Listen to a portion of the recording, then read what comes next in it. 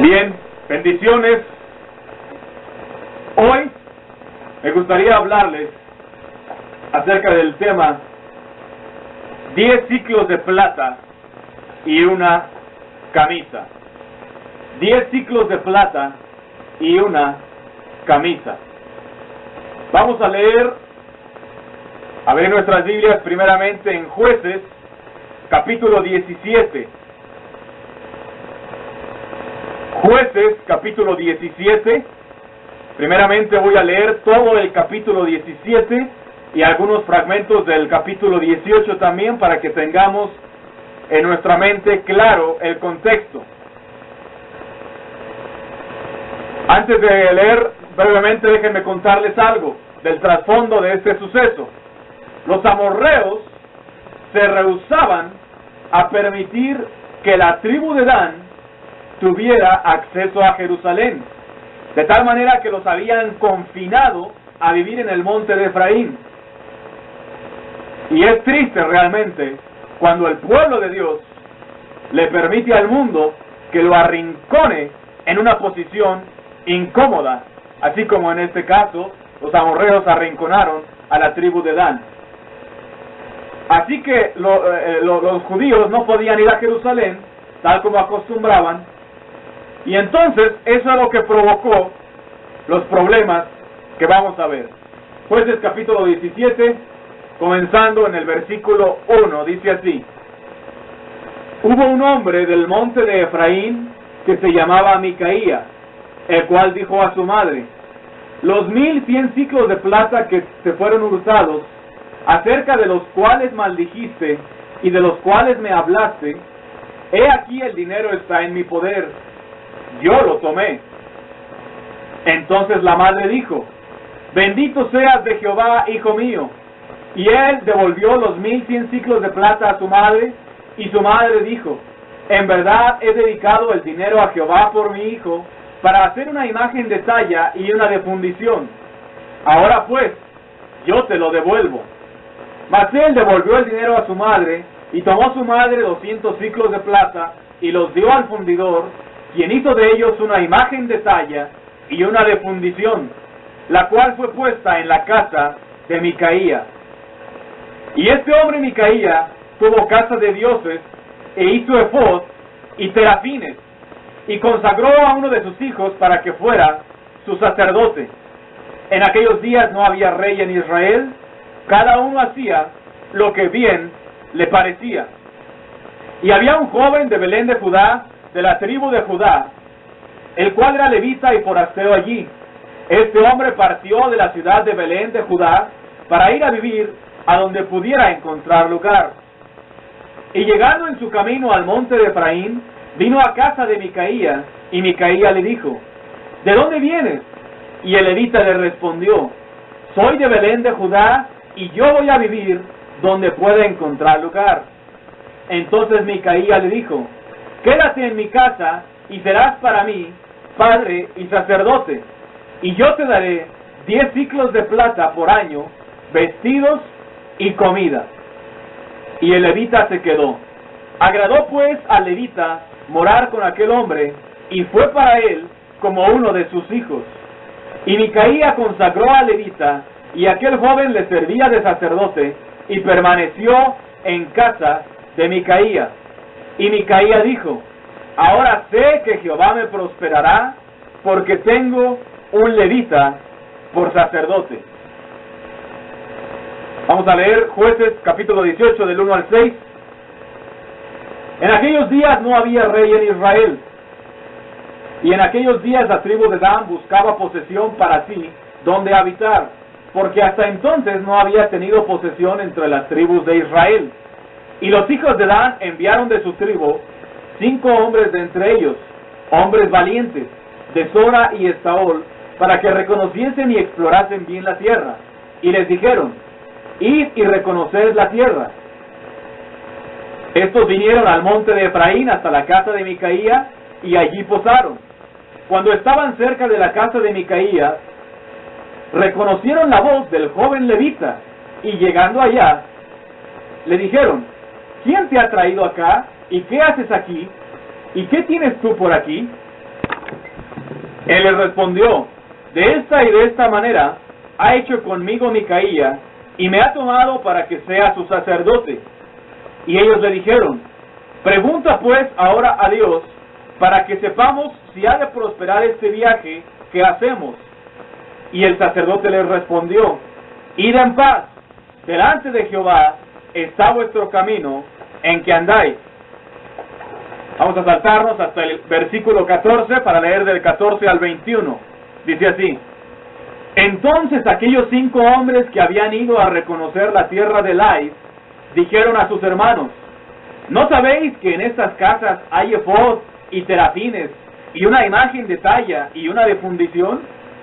Mirad por tanto lo que habéis de hacer. Cuando llegaron allá, vinieron a la casa del joven levita, en casa de Micaía, y le preguntaron cómo estaba. Y los 600 hombres que eran de los hijos de Dan estaban armados de sus armas de guerra a la entrada de la puerta. Y subiendo los 5 hombres que habían ido a reconocer la tierra, entraron allá y tomaron la imagen de talla, el efod, los terafines y la imagen de fundición, mientras que estaba el sacerdote a la entrada de la puerta con los 600 hombres armados de armas de guerra. Entrando pues aquellos en la casa de Micaía, tomaron la imagen de talla, el efod, los terafines y la imagen de fundición. Y el sacerdote les dijo: ¿qué hacéis vosotros? Y ellos le respondieron: calla, pon la mano sobre tu boca y vente con nosotros para que seas nuestro padre y sacerdote. Es mejor que seas tú sacerdote en casa de un solo hombre que de una tribu y familia de Israel. Y se alegró el corazón del sacerdote, el cual tomó el efod y los terafines y la imagen, y se fue en medio del pueblo. Y ellos se volvieron y partieron, y pusieron los niños, el ganado y el bagaje por delante. Hasta ahí leemos. ¿Qué vemos en la historia de este pasaje? Bueno, en realidad este pasaje no es propiamente parte de la historia de los jueces, sino que más bien es una recopilación de algunos relatos que nos permiten observar la condición moral y social que existía durante el periodo en el cual no había rey en Israel y que cada quien hacía lo que bien le parecía.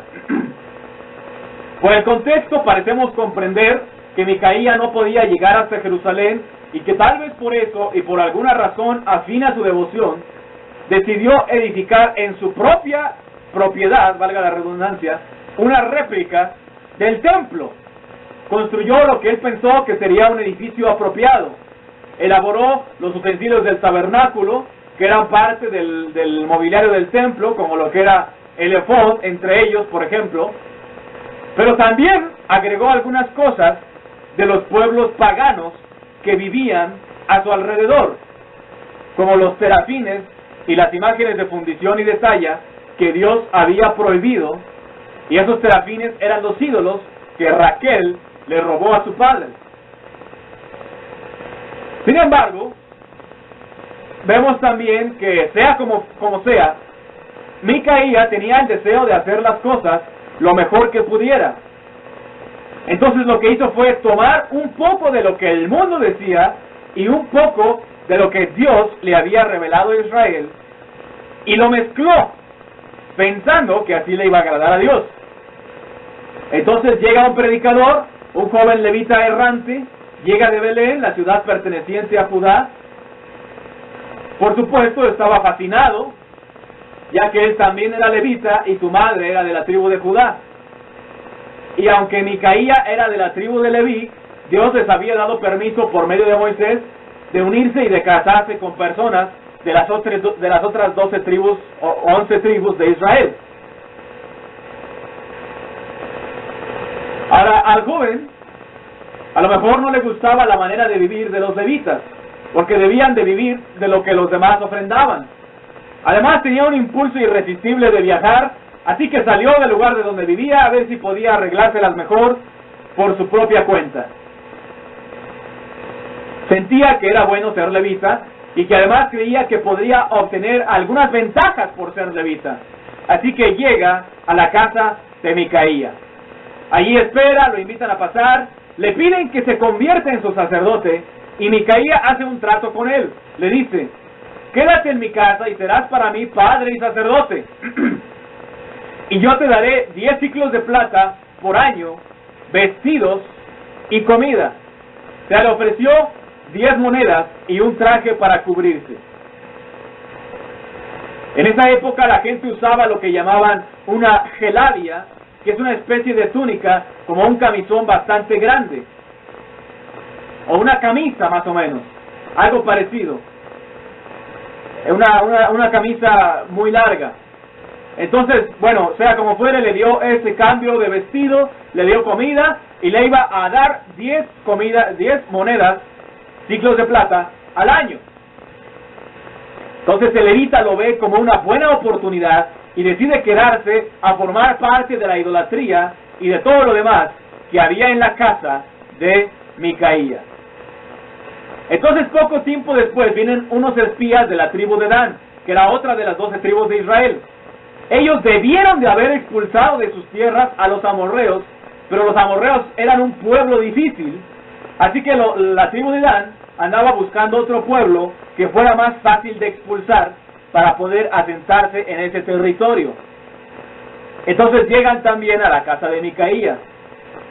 Y como ya acabamos de leer aquí en el pasaje de Jueces 17 o 18, le pidieron al levita que consultara a Dios qué debían de hacer, y el levita les indica que ellos siguieran adelante con su proyecto. Entonces obedecen al levita, siguen su camino, descubren al pueblo que estaba allí, que eran los de Lais, que era una gente semejante a los sidonios, gente muy pacífica y sin protección, por lo que ellos pensaron que sería un buen lugar para hacerse de sus tierras. Entonces, cuando ya los espías regresan con su ejército para conquistar la zona, ellos asociaron a levita con el hecho de que les fue bien, pensaron que habían encontrado ese lugar gracias al levita. Entonces, sería algo maravilloso contar con la ayuda de levita. Por lo tanto, se dirigen a donde vive Micaía y saquean su casa, le quitan lo que él había hecho, las cuales cosas que le habían costado bastante dinero, porque por lo menos, fíjense, se habían requerido 200 ciclos de plata para hacer tan solo 2 imágenes. Entonces toman todo eso, se apropian de ello y se llevan también a levita. Seguramente eso fue algo muy duro para Micaía. Sin embargo, por el contrario, a diferencia de Micaía, se puede alcanzar a observar que fue sorprendentemente rápido la aceptación del joven levita para con lo que estaba sucediendo. Él solo lo razonó un poquito hasta donde él podía ver. Sería más importante, le daría más importancia y más fama servir a una tribu que a una sola familia. Además, podía ministrar a muchos más, podía servirles acerca de Dios. Y entonces justifica su decisión considerando que era sabia.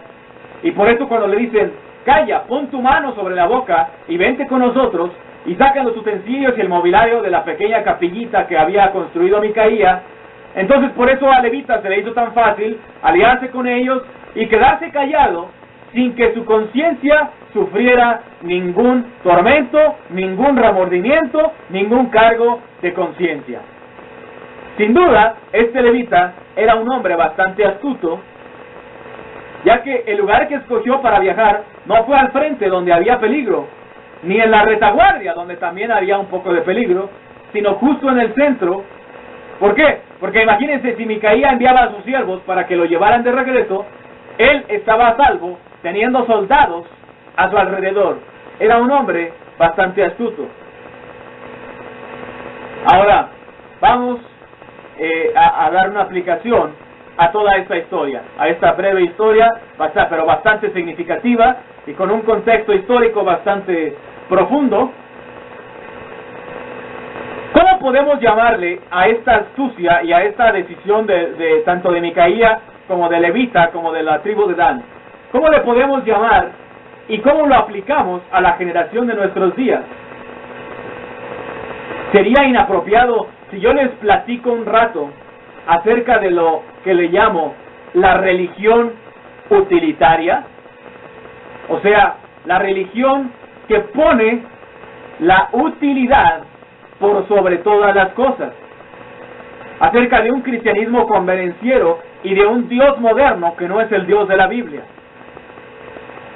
Primeramente me gustaría llevar su atención al hecho de que en nuestra época la filosofía imperante es lo que se le ha llamado el pragmatismo.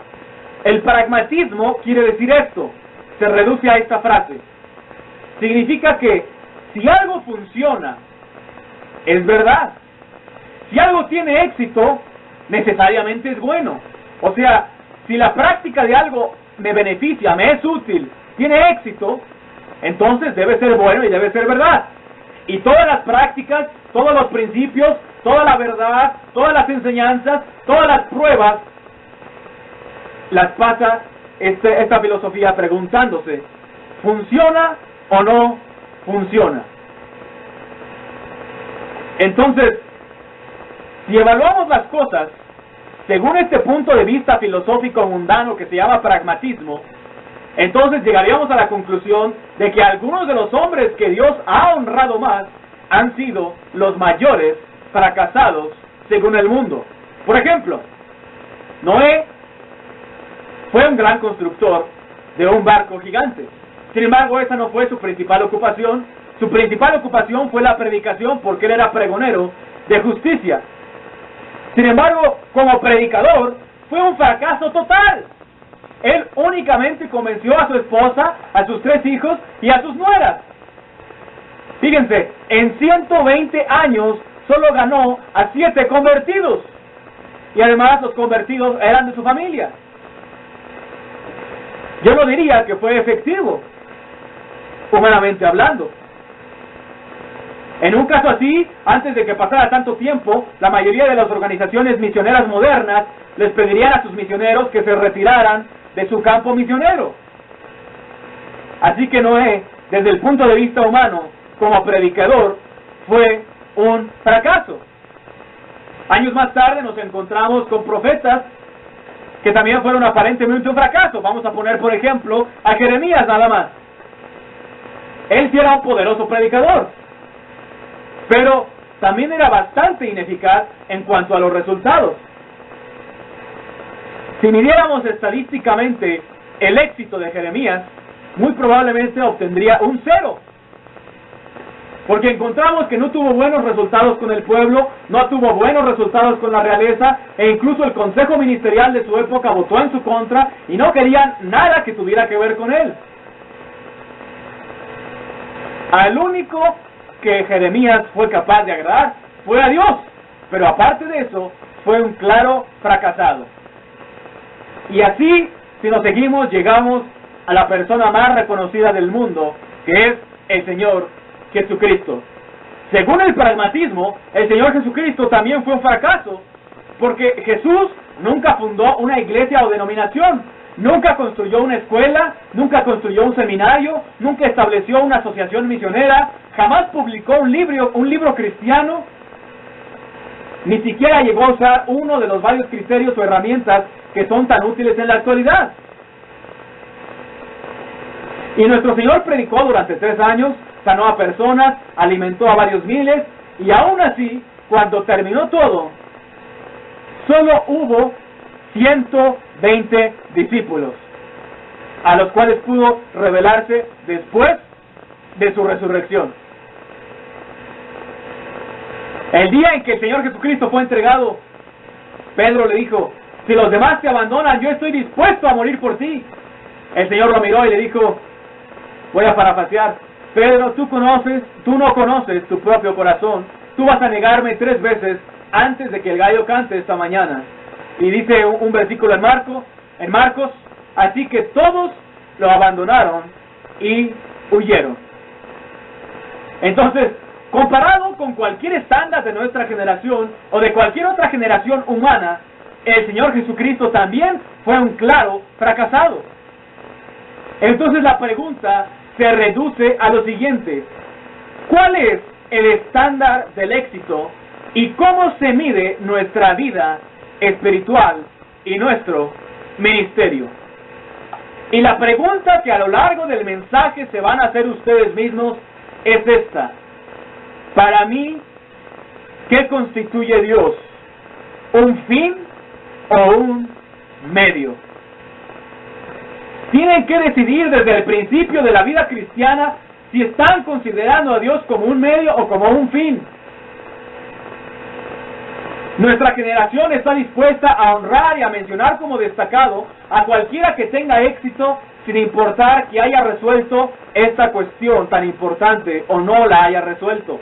Para nuestra generación, mientras una persona haga las cosas y cumpla con su deber y su trabajo, se puede decir que esa persona funciona, y la generación está dispuesta para reconocer y honrar a esa persona. Así que es necesario preguntarnos, ya sea al principio de nuestro ministerio o a la mitad de nuestro peregrinar mientras vamos caminando. La pregunta que nos debemos hacer es esta: ¿vamos a ser levitas que sirvan a Dios por 10 monedas y por un vestido nuevo? A veces, de la misma manera que este levita, servimos a los hombres en nombre de Dios en lugar de servir a Dios. Porque aunque él era un levita y desempeñaba actividades muy religiosas, en realidad estaba buscando un lugar en el cual lo reconocieran, que lo aceptaran, donde le dieran seguridad y pudiera brillar y ser reconocido y famoso de acuerdo a los valores que para él eran importantes. Él se dedicaba a servir en actividades religiosas. Ese era su negocio. Por eso se alegró de conseguir un empleo religioso. Se alegró cuando se enteró de que Micaía tenía una vacante. Él había decidido que valía 10 monedas y un vestido nuevo, y que estaba listo para venderse a cualquiera que le ofreciera eso. Pero si alguien llegaba por el camino y le ofrecía más, tal como sucedió que los de la tribu de Dan le ofrecieron más, él se vendería al que más le ofreciera. Él se puso un precio y decidió que sus actividades religiosas para Dios eran solo un medio para obtener un fin. Y Dios era su medio para conseguir su fin. O sea, no estaba interesado en servir a Dios, sino en servirse de Dios.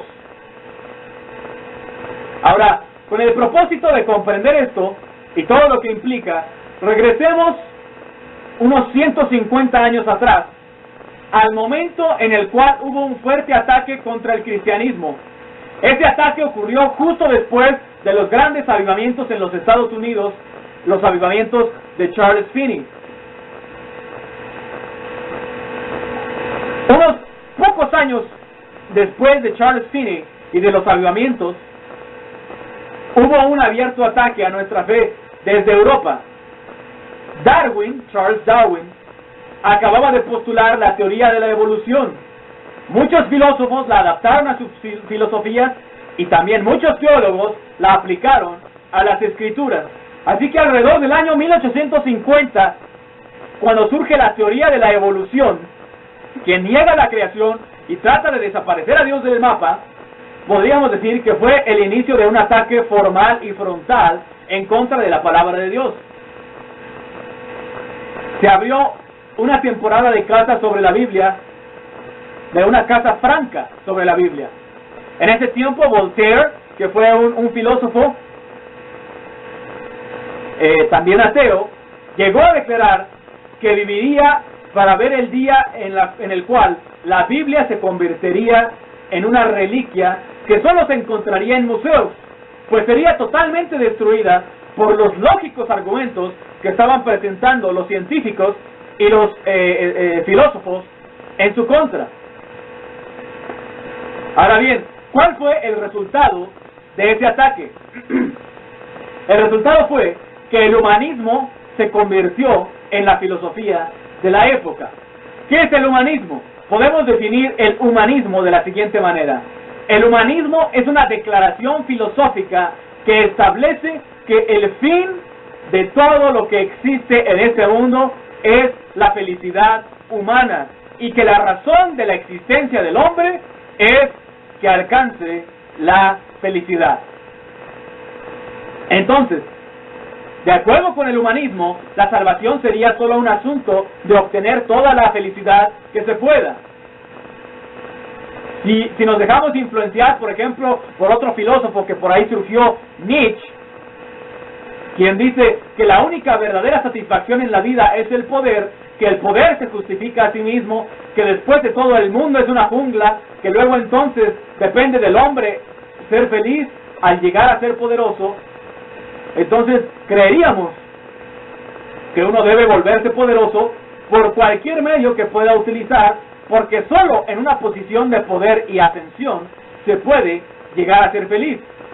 Con el correr del tiempo, esta filosofía humanista crearía hombres como Hitler. Hitler leyó los libros de Nietzsche y tomó su filosofía como su principio de dirección, guía y operación, y le dijo a su pueblo, a los alemanes, les dijo: estamos destinados a dominar el mundo, por lo tanto, cualquier medio que podamos usar para lograrlo es nuestra salvación. Eso dijo Hitler.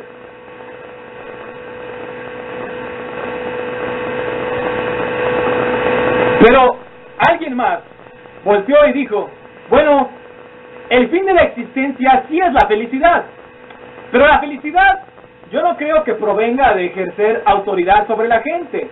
Más bien, la felicidad se obtiene a través de las experiencias sensuales. Y como resultado de ese pensamiento, resulta el existencialismo que caracteriza a Francia hoy, que ha dado origen a los hippies y a la asquerosa sensualidad de los Estados Unidos. Así que ellos razonan que ya que el hombre es esencialmente un animal glandular, o sea que posee glándulas, cuyos momentos de mayor éxtasis provienen del ejercicio de sus glándulas, la salvación será simplemente encontrar la forma más deseable y más gratificante de satisfacer esa parte de una persona. John Dewey, que fue un filósofo estadounidense que influenció la educación bastante, fue capaz de persuadir a los educadores de que no existían estándares absolutos, que los niños no tienen que ser educados con ningún modelo en particular, porque para él la educación simplemente es permitirle al niño expresarse a sí mismo y desarrollar lo que él es, para que encuentre su felicidad al ser lo que él quiere hacer lo que él quiere hacer y cuando él lo quiera hacer. Y de ahí surgió el constructivismo. Entonces se obtuvo una licencia para pecar, una permisividad cultural, todavía no bajo el nombre bíblico, sino bajo el nombre filosófico del humanismo.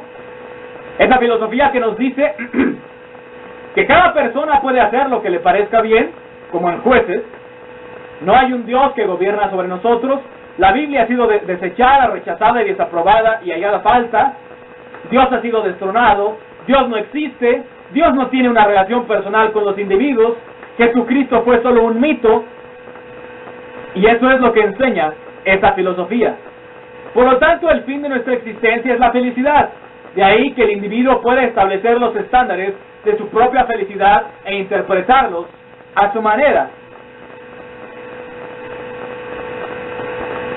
Sin embargo, puesto que el hombre también es un ser religioso y le gusta ser religioso, la religión tenía que seguir existiendo, porque además muchas personas viven de la religión.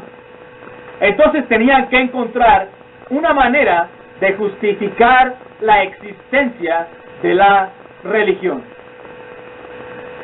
Entonces, alrededor de los 1850, que es cuando surge este ataque a la fe que les acabo de narrar, la iglesia, que se llamaba cristiana, se divide básicamente en dos grupos.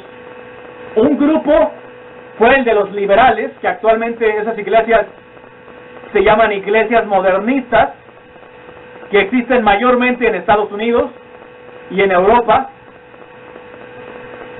Ellos adoptaron la filosofía del humanismo y trataron de obtener cierta fama diciéndole algo así a su generación. Bueno, pues no estamos seguros de que exista el cielo ni el infierno, pero sí sabemos que tienes 70 años para vivir. Y también sabemos que puedes beneficiarte mucho con la poesía, con los pensamientos sublimes y con las nobles aspiraciones. Por lo tanto, es importante que vengas a la iglesia los domingos para que te podamos leer poesía, te demos algunos refranes de los proverbios que te ayuden a vivir. No te podemos decir nada acerca de lo que va a suceder cuando mueras, pero sí te vamos a decir esto. Si vienes todas las semanas y pagas tus diezmos y te quedas con nosotros, vamos a ponerle amortiguadores a tu carreta y tu viaje se va a hacer más cómodo. Si vienes con nosotros, vamos a hacer que seas más feliz mientras vivas aquí en la tierra. Y eso era todo lo que el liberalismo tenía que decir. O sea, tratar de ponerle un poco de azúcar al amargo café de la travesía humana para endulzarla un rato. Bueno, en ese momento, como ahora, la filosofía del ambiente era el humanismo. El fin principal de la existencia era la felicidad del hombre. Pero había otro grupo de personas que se habían mantenido lejos de los liberales. Y es el grupo que se llaman los fundamentalistas. Cada fundamentalista decía, a pesar de lo que diga Nietzsche, a pesar de lo que diga Darwin, yo sí creo que la Biblia fue inspirada por Dios. Yo sí creo en la deidad de Jesucristo. Yo sí creo en el infierno. Yo sí creo en el cielo. Sin embargo, el ambiente es el humanismo. Y el humanismo dice que el fin principal de todo lo que existe es la felicidad del hombre. El humanismo es como el hedor que sale de un pozo, lo contamina todo. Es una enfermedad, es una epidemia que está por todos lados. Así que no pasó mucho tiempo antes de que las cosas cambiaran. Al principio, los fundamentalistas se reconocían entre sí porque decían, yo creo en el infierno, en la Biblia, en la muerte de Cristo y en su resurrección, etc. Se caracterizaban por creer esas cosas y eran hombres que en su mayoría sí estaban siguiendo a Cristo. Pero poco después de haber dicho, estas cosas son las que nos establecen como fundamentalistas, la siguiente generación dijo, para llegar a ser fundamentalista, basta con creer estas cosas. Cree en la inspiración de la Biblia, en la deidad de Cristo y en su muerte, sepultura y resurrección. Así que, finalmente, el humanismo también se infiltra dentro del fundamentalismo, llega a nuestra generación, y en nuestra generación el plan de salvación se resume a aceptar algunas declaraciones doctrinales y se considera cristiana una persona que puede contestar sí a unas 4 preguntas que le hagan, y entonces los demás le dicen, hermano, eres salvo, lo abrazan, le dan una palmada en la espalda y le estrechan la mano. Y entonces se llega al punto en el cual la salvación no es otra cosa más que aceptar una fórmula mágica, y el fin de todo esto es la felicidad del hombre, porque el humanismo ha penetrado. Ahora bien, si analizamos el fundamentalismo actual en contraste con el liberalismo de hace un siglo, el liberal de hace un siglo decía que el fin de la religión es hacer feliz al hombre mientras viva. Y el fundamentalista actual dice que el fin de la religión es hacer feliz al hombre cuando muera. Pero otra vez, se está proclamando que el fin de toda la religión es la felicidad del hombre. El liberal decía, por medio del cambio social y del orden político terminaremos con la corrupción, con el alcoholismo, con la drogadicción y con la pobreza. Vamos a traer el cielo a la tierra, vamos a hacerte feliz mientras vivas. Así que los liberales trataron de poner en práctica el humanismo.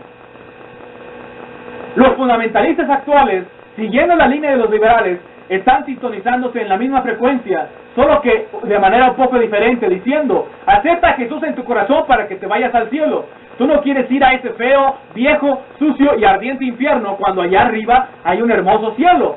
Ven a Jesús para que puedas ir al cielo. Y el atractivo que ofrecen podría ser equivalente al egoísmo de 2 hombres que están sentados en un café decidiendo robar un banco. Quieren obtener mucho por nada. Actualmente hay una manera de hacer el llamado a los pecadores que más bien parece un plan para quitarle al propietario de una estación de gasolina las ganancias del sábado por la noche. Es desear conseguir dinero sin trabajar. Y yo creo que el humanismo es una de las pestes filosóficas más mortíferas y letales que se han escurrido por la grieta del foso del infierno, que han penetrado demasiado en la religión y que se oponen totalmente al cristianismo verdadero. Lamentablemente muy pocas veces se le puede reconocer, y aquí encontramos a Micaía, que quiere tener una pequeña capilla y quiere tener un sacerdote y quiere orar y quiere ser muy devoto. ¿Por qué? ¿Qué dice el versículo? Ahora sé que el Señor me prosperará. Y eso es egoísmo y es pecado. Y le sucede lo mismo a Levita. Viene, se acomoda porque quiere un lugar, quiere 10 monedas y una camisa. Así que para tener lo que quiere y para que Micaía también tenga lo que quiere, venden a Dios por 10 ciclos de plata y un vestido nuevo. Y esta es la traición de los siglos, vender a Dios. Y es la traición en la cual vivimos. El humanismo ha llegado a ser tan sutil que está en todos lados. En esencia es eso.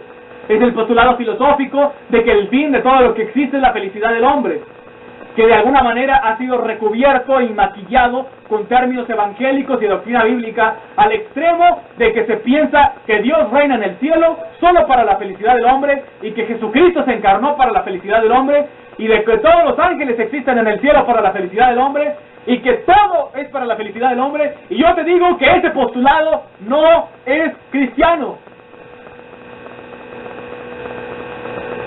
¿No es el hombre feliz? ¿No tiene intenciones Dios de hacerlo feliz? Sí, pero eso como un resultado, como un producto, como un subproducto, no como el propósito principal. Les voy a platicar de un buen hombre admirado por los pensadores raros de nuestra época allá en África. Es el Dr. Schweitzer. Es un hombre brillante, filósofo, doctor, músico y compositor. Sin duda es un hombre brillante. Sin embargo, el Dr. Schweitzer no es más cristiano que esta flor o que esta rosa que vemos aquí. Y él consideraría un insulto personal si se le dijera que él es cristiano. Él no ve a Cristo como relevante para su filosofía o para su vida. Él es un humanista.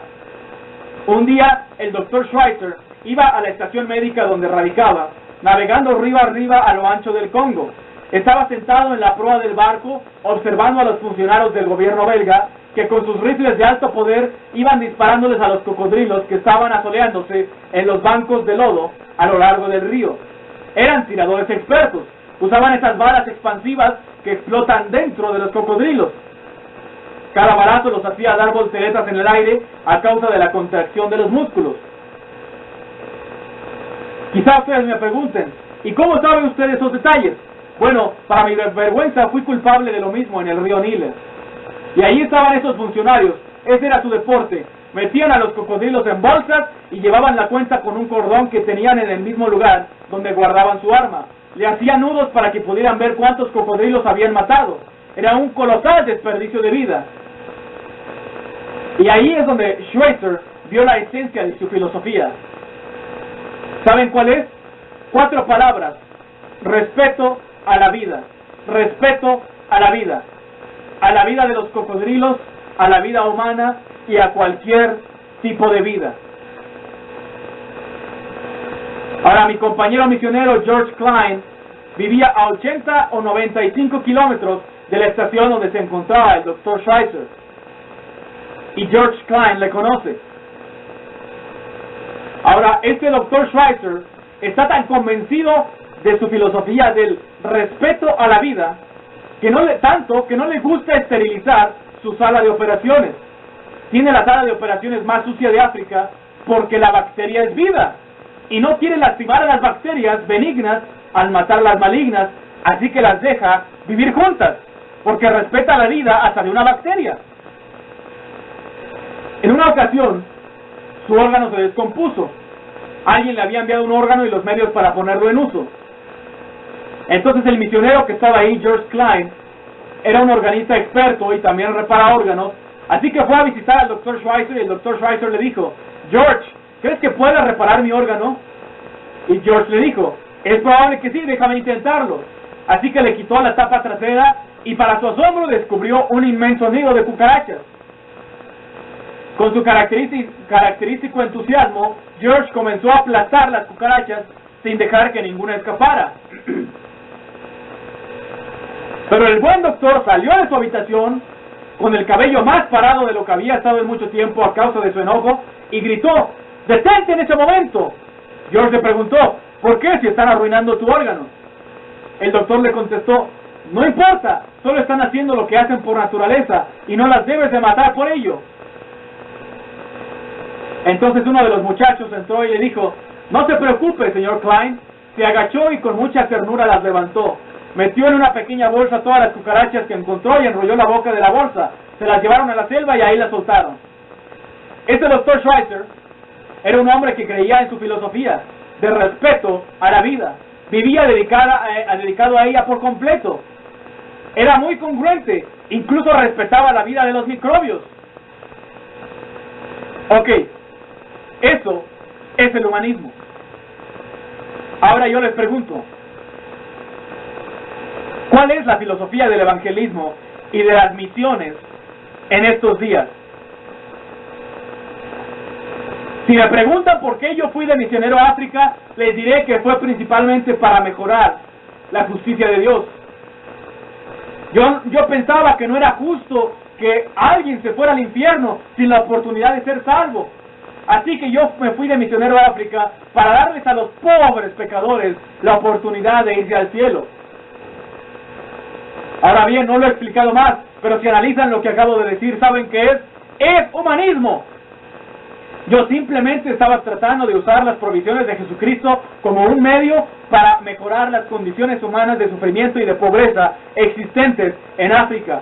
Y cuando fui a África descubrí que los africanos no eran paganos pobres e ignorantes corriendo por la selva esperando que alguien les explicara cómo ir al cielo. Eran monstruos de iniquidad que estaban viviendo en contra de Dios y con un desprecio al conocimiento de Dios mucho mayor de lo que yo imaginaba. Ellos merecían ir al infierno porque rehusaban caminar a la luz de sus conciencias, a la luz de la ley que ya tenían escrita sobre sus corazones, junto con el testimonio de la naturaleza y de la verdad. Así que estaba tan enojado que en una ocasión, al estar orando, le reclamé a Dios que me hubiera enviado con gente que no estaba esperando escuchar cómo llegar al cielo. Pues cuando llegué a África, me encontré que ellos ya sabían del cielo, pero no querían ir allá porque amaban su pecado y preferían quedarse con su pecado. Fui allá motivado por el humanismo. Había visto fotografías de leprosos, había visto fotografías de gente con llagas, había visto fotografías de funerales nativos, y yo no quería que mis semejantes, mis congéneres humanos, sufrieran eternamente en el infierno después de una existencia tan miserable en la tierra. Pero fue allí en África donde Dios comenzó a arrancarme el recubrimiento de este humanismo. Fue ese día cuando estuve orando en mi habitación con la puerta cerrada que luché con Dios.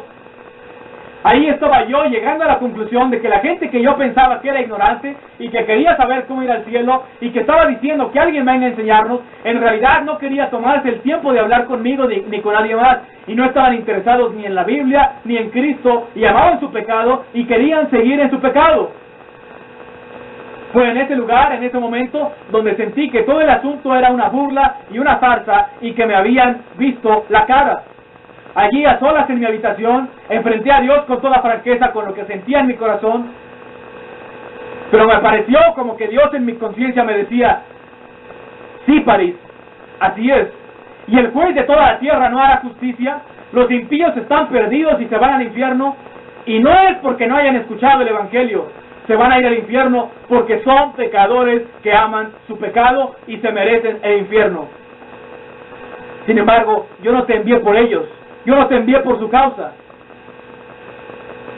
No te envié a África por causa de los perdidos, te envié a África por mi causa. Ellos se merecen el infierno, pero yo los amo. Yo sufrí las agonías del infierno por ellos. No te envié por ellos, yo te envié por mí. ¿No merezco yo la recompensa de mi sufrimiento? ¿No merezco yo a aquellos por quienes yo morí? Y esto lo puso todo de cabeza, lo cambió todo, pero lo colocó en su perspectiva correcta. Hasta ese momento yo había sido un Micaía que trabajaba por 10 ciclos de plata y un vestido nuevo, pero en ese momento dejé de serlo. Ahora estaba sirviendo al Dios vivo. Ya no estaba allí por causa de los perdidos, porque sentía misericordia por los pobres pecadores. No, ya no. Ahora estaba allí por el Salvador que sufrió las agonías del infierno por mí y por ellos, aunque ni yo ni ellos lo merecíamos. Y aunque Jesús no se merecía las agonías del infierno, pero sí se merece el corazón de los pecadores, porque murió por ellos. Entonces déjenme resumir. El cristianismo establece que el fin de todo lo que existe es la gloria de Dios. Ese es el cristianismo verdadero. El humanismo proclama que el fin de todo lo que existe es la felicidad del hombre. Uno de estos principios nació en el infierno, la deificación del hombre. El otro nació en el cielo, la glorificación del Dios vivo. Uno es un levita sirviendo a Micaía por 10 ciclos de plata y un vestido nuevo. El otro es un corazón indigno de servir al Dios vivo, porque ese es el honor más alto en todo el universo. Y el cristianismo se ha plagado de humanismo, prometiendo toda clase de bendición terrenal y también la celestial, pero finalmente apela al egoísmo del ser humano. Ahora, ¿qué hay de ti? ¿Tú por qué te arrepentiste? Me gustaría ver a algunas personas arrepentirse de nuevo en los términos bíblicos. George Whitefield en una ocasión estaba en Boston Commons hablando a 20,000 personas en una campaña evangelística, y él les dijo así: escuchen, pecadores, ustedes son unos monstruos de iniquidad, se merecen el infierno, y lo peor de su crimen es que aunque no han sido criminales según los hombres, no han tenido la gracia de reconocerlo.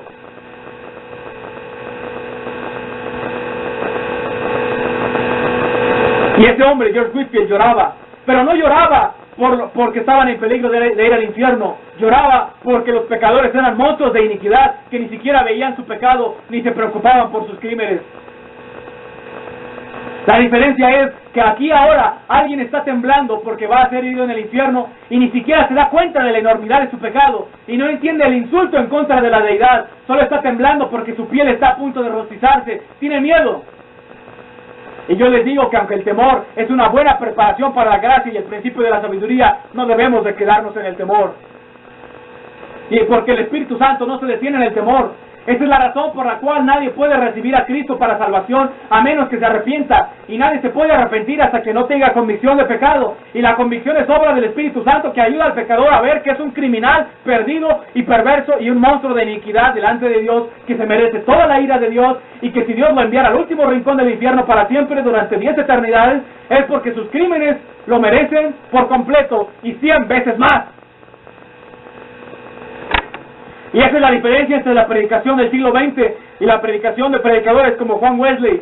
Wesley era un predicador de justicia que exaltaba la santidad y la justicia de Dios y la sabiduría de sus requisitos y la justicia de su ira y de su furor, y les hablaba a los pecadores y les exponía la enormidad de sus crímenes, su abierta rebelión, su traición a Dios y su anarquía contra Él.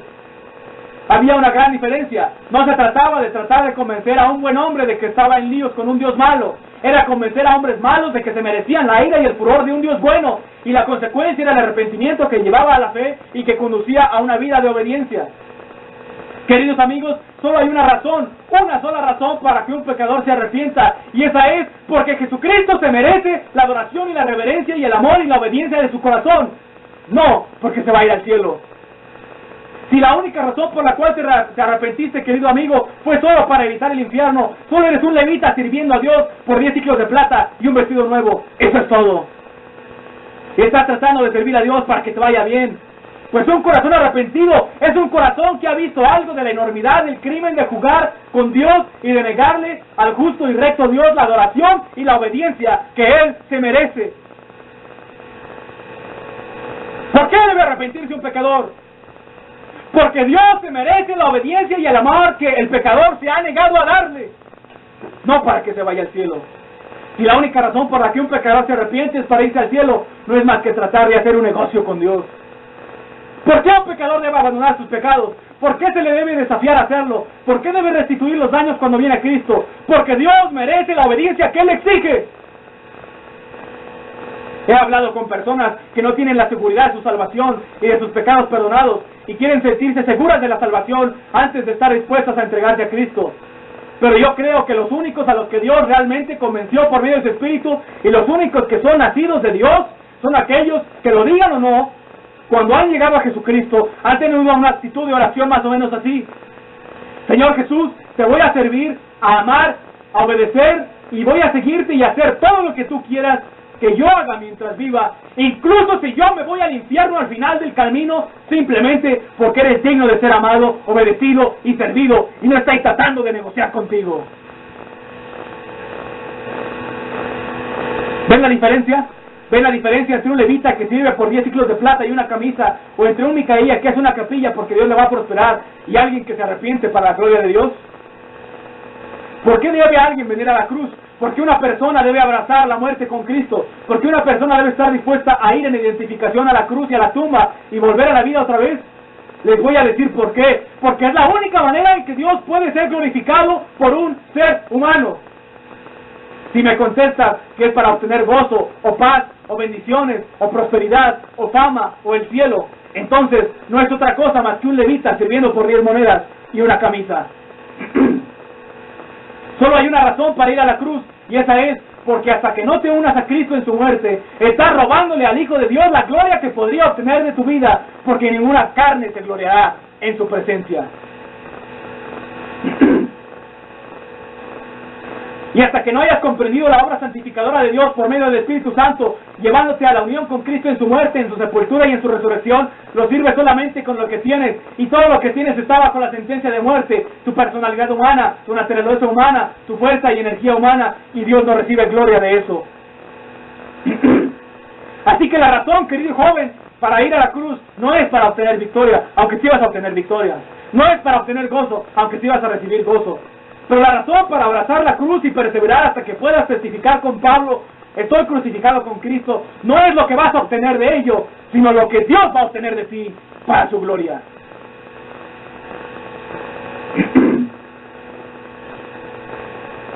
Lo genial de la fe no es que aparentemos como el levita que fue contratado para servir a Dios.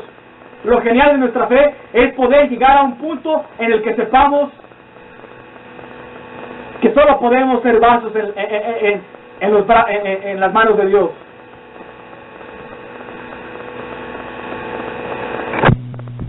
Recuerdo que un joven predicador me fue a ver cuando yo estaba en West Virginia y me dijo: hermano, tengo una iglesia grandiosa, un programa de escuela dominicana maravilloso, y el ministerio de radio está creciendo cada día, pero siento una necesidad personal, una carencia interior, necesito el bautismo en el Espíritu Santo. Y una persona me dijo que usted me podía ayudar. Miré al joven, y ese joven se parecía a mí. Vi en él todo lo que antes había en mí. Este joven era como un hombre que llega a la gasolinería en un Cadillac y le dice al gasolinero: llénalo, amigo, con la gasolina de mayor octanaje que tengas. Bueno, así es como ese joven se veía. Él solo quería ser lleno del Espíritu Santo para usar el poder de Dios para mejorar su programa, de su iglesia y de su escuela dominical y del radio, pero Dios no va a ser un medio para los fines de nadie. Entonces yo le dije al joven: estoy sumamente apenado, pero creo que no voy a poder ayudarlo. Y él me preguntó por qué, y yo le dije: porque usted no está listo. Todo lo que usted ha logrado es para usted de manera muy egoísta. Es como poseer un Cadillac, y le ha ido sumamente bien.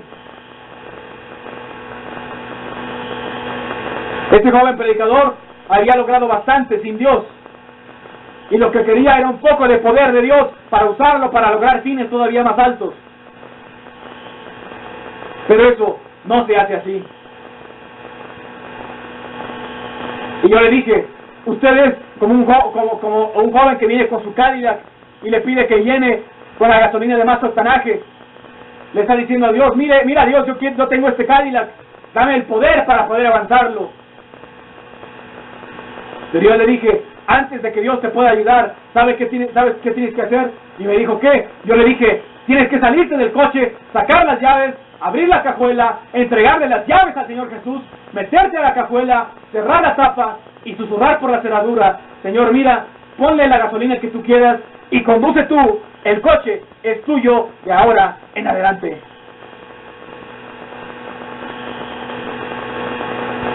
Solo hay una razón por la cual Dios te necesita, y es para llevarte al punto en el que gracias a tu arrepentimiento seas perdonado, porque de esa manera Él recibe la gloria. Y cuando en victoria has sido llevado al patíbulo para que Él reine y permaneces en su plenitud, Jesucristo puede ayudarte a vivir para Él. Si yo te dijera, ven a recibir la salvación para que puedas ir al cielo, ven a la cruz para que puedas tener gozo y victoria, ven a la plenitud del Espíritu Santo para que Él te satisfaga y para que tengas una iglesia de miles, estaría cayendo en la trampa del humanismo. Por lo tanto, voy a decirte, querido amigo, si estás allí sin Cristo, ven a Jesucristo y sirve el resto de tu vida, sin importar si al final del camino te vas al infierno. Hazlo porque Él es digno. Y si eres un cristiano que no está teniendo victoria, te digo, ven a la cruz a unirte con Él en su muerte y entra a todo lo que significa morir para que Él pueda tener la gloria. Para que Él te llene y en ti se cumple el propósito de su venida y Él sea glorificado a través de tu vida. No es lo que tú vas a obtener de Dios, sino lo que Dios va a obtener de ti. De una vez por todas, vamos a deshacernos del cristianismo utilitario que hace de Dios un medio en lugar del fin glorioso que Él es. Renunciemos a eso. Digamos a Micaía que ya se acabó, que ya no vamos a ser sus sacerdotes que sirven por 10 ciclos de plata y un vestido nuevo y comida. Vamos a decirle a las tribus de Dan que ya se acabó y vengamos a echarnos a los pies atravesados por un clavo de Jesucristo. Y digámosle que vamos a obedecerlo y amarlo y a servirlo por el resto de nuestra vida solo porque Él es digno. Quiero terminar contando esta anécdota. Dos jóvenes moravos escucharon acerca de una isla en las Antillas que se llama Santo Tomás y que se encuentra en lo que ahora es el Caribe. Ahí el propietario de esa isla era un inglés que tenía entre 2 y 3 mil esclavos. Supieron que el dueño había ordenado que ningún predicador, ni misionero, ni sacerdote podía poner un pie en esa isla. Decía que si naufragaba un misionero lo iba a mantener en una casa, pero separado hasta que pueda irse, pero jamás les iba a permitir hablarle a esos esclavos acerca de Dios, porque él decía que estaba harto de esas tonterías. Así que 3,000 esclavos de las selvas africanas habían sido llevados a una isla en el Atlántico para vivir y morir sin poder escuchar de Cristo. Estos dos jóvenes moravos del movimiento misionero moravo, Moravia ahora forma parte de la República Checa, cuando se enteraron de lo que estaba pasando en esa isla, se vendieron como esclavos al propietario de la isla. Utilizaron el dinero que recibieron de su propia venta para pagar su transporte a la isla, porque el dueño no les pagó más de lo que hubiera pagado por cualquier esclavo, ya que ni siquiera quería transportarlos. Muchos moravos llegaron desde Gernot, Alemania, para despedir a estos dos jóvenes de apenas 20 y tantos años, que se iban para ya nunca más volver. Y no era un viaje de misiones. ¿Por qué? Porque no era un viaje de misiones de 4 años. Se vendieron como esclavos de por vida, ya que por ser cristianos, la única forma de poder entrar a la isla era irse como esclavos. Sus familias estaban llorando porque sabían que jamás los volverían a ver. Se preguntaban cómo sería el lugar donde iban y cuestionaban si habría sido sabia la decisión de haberse ido para allá. El barco salió del muelle en Hamburgo, Alemania. Comenzó a dirigirse hacia el Mar del Norte lentamente, llevado por la marea. Cuando la distancia se fue haciendo mayor, se empezaron a retirar. El decorado comenzó a ser retirado, lo estaban enrollando sobre el muelle, y los dos jóvenes desde el barco veían cómo se alejaban de sus hermanos y de su familia cada vez más.